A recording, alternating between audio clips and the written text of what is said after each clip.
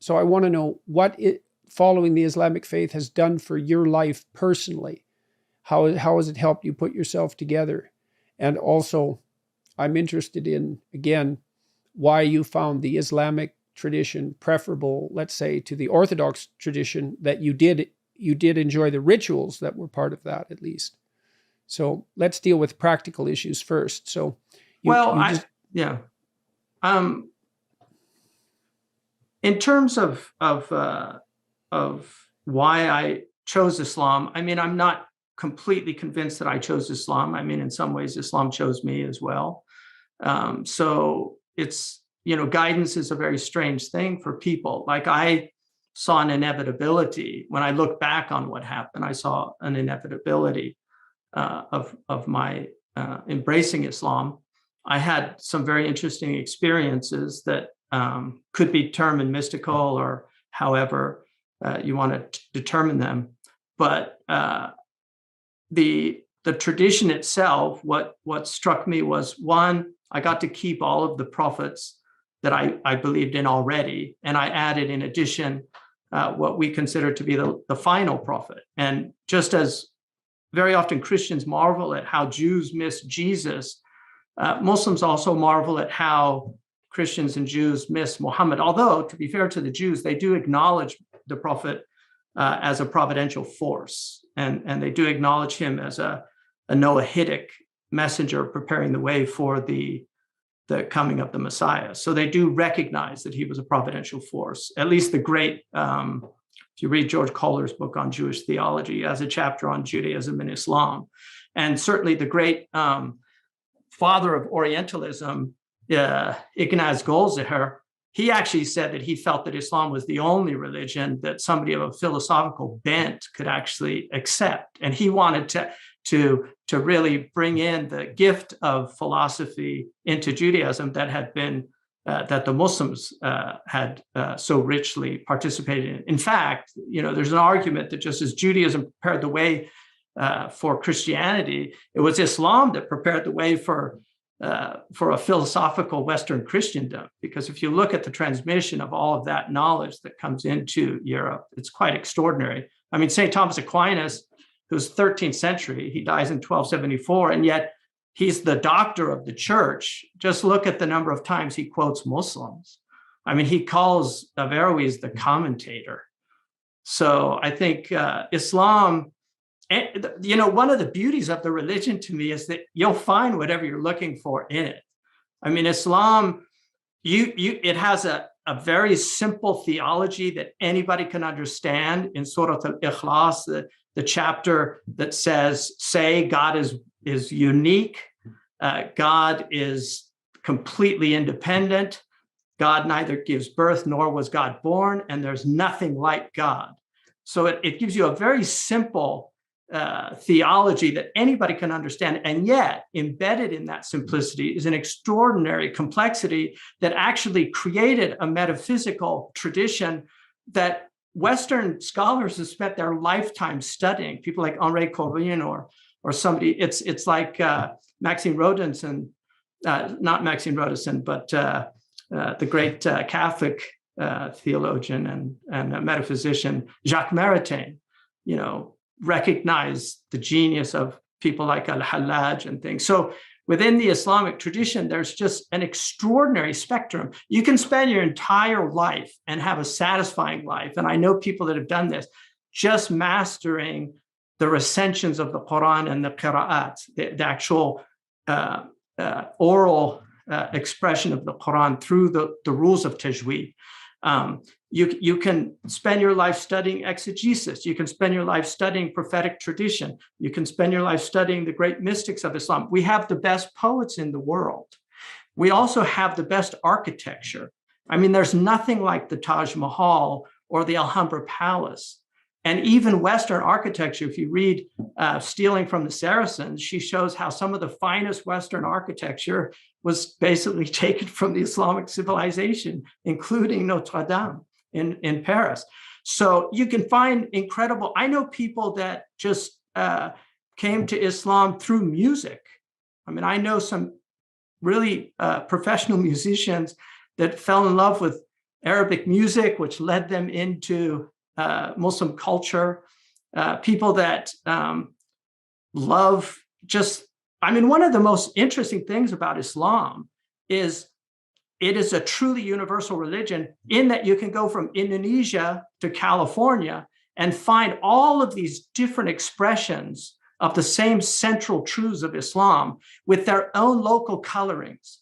So the West African Muslims are not like the Middle Eastern Muslims. The Middle Eastern Muslims are not like the Indian Muslims. And you have people like, one of the great Impressionist painters of Sweden. I think he's actually considered a national treasure in Sweden, but his paintings hang in the museum there. He became Muslim in jail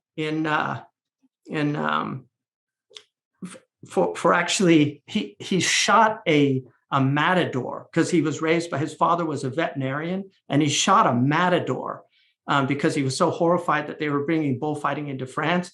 And there was such an uproar that they actually released him.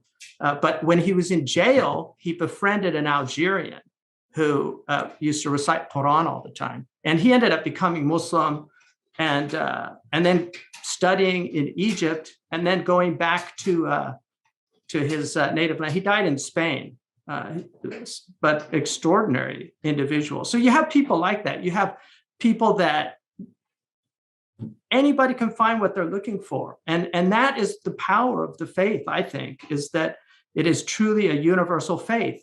And I think one of the things that Western people tend to do, one, they don't recognize that it's a Western faith because it is. It's part of the Abrahamic faith. It was in Spain for centuries. It's been in Eastern Europe for centuries. And even Istanbul, which is the great capital of Islam for centuries, is half in Europe and half in the East. And that's why it really bridges these two worlds. And so there's so much. I mean, well, why this is did part of the reason why I think it makes sense for religious people, Christians, Jews, and Islamic alike, to focus on their commonalities in the face of the things that are disintegrating our cultures. We could start by trying to make some peace between us if we're going to consort ourselves reasonably as religious individuals. Right.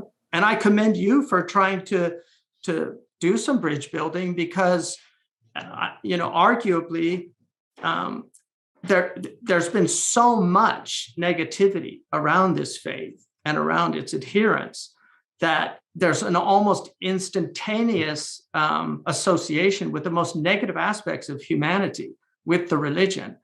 And it's quite tragic. And so just as an exercise, a kind of bracketing for a second and try to think about things, a mentor of mine and a friend of mine, Dr. Thomas Cleary, wrote a book called Zen Koans. He also translated the Quran. He's one of the brilliant translators of our lifetime. But he wrote a book called Zen Koans. And in the introduction of that book, he actually says that the purpose of a koan is to snap people out of sloppy thinking. I read that book. Yeah. But he says in there, but you don't need a koan to do that. Just ask an educated Western person what they think about Islam, and they'll start expressing all of these prejudices. And if you ask them, have you ever read the Quran? No. Do you know anything about the Prophet Muhammad? No.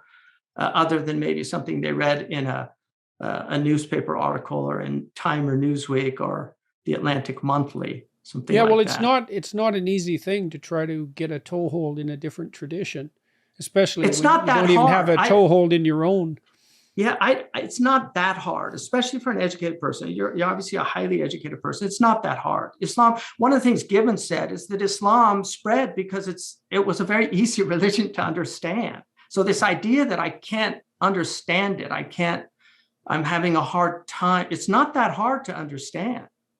I mean, Islam is actually very straightforward. Okay, then give me a 5-minute summary of the core beliefs. I don't want to put you on the spot. It's not a question. No, that's not hard at all. So lay it out. That would be very helpful. So we have a famous hadith in which we're told that the angel Gabriel came in the form of a man and asked the prophet, tell me about faith. And the Prophet Muhammad said, faith is to believe that there's only one God, and that Muhammad, which includes all the previous messengers, is a messenger of God, to believe in angels, to believe in the books that God has revealed, to believe in the last day, the day of judgment, and to believe in the measuring out of good and evil, that good and evil is part of life. And then he said, tell me about Islam. And he said, Islam is that you make the testimony of faith, that you pray 5 times a day, that you fast Ramadan, that you pay zakat, the 2.5% of your standing wealth at the end, not your income tax, but your standing wealth at the end of a year, that's a whole year, 1/40th is given to poor people. There's 8 categories that are given in the Quran. And that you, if you're able to, you make a pilgrimage once in your lifetime to Mecca. And then he said, tell me about ihsan, which is the 3rd dimension of Islam. And he said, and this is the dimension of virtuous being, like being a person of arity, of excellence in the world. And he said, ihsan is to worship God as if you see God. And if you don't see him, at least you know that he sees you. So you have an awareness of that there is a divine presence, and you should be in a state of awareness in your behavior. I mean, one of the things about, if you're driving and everybody's speeding and then somebody sees a cop, they all suddenly slow down. I have a friend once who just zoomed past the cop when everybody slowed down, and he pulled him over. And he said, why didn't you slow down? He said, I felt like a hypocrite. So the guy, he let him go. But, that's people when they're in the presence of authority, they tend to behave well, unless they're an utter rebel. I mean, there are those people. I'm trying to figure out how to be a Jew and a Christian and a Muslim at the same time. But become Muslim. That's the best way, because the beauty of Islam is you get the Old Testament, the New Testament, and the Last Testament. I mean, that really is, for me, even the Jews acknowledge this, because Islam in many ways is a universalized Judaism. It's Judaism for the Gentiles. We have the mikvah, they do ghusl, we have ghusl. I mean, which is the ritual, the baptism, a total immersion in water ritually to purify yourself, which is done at least once a week.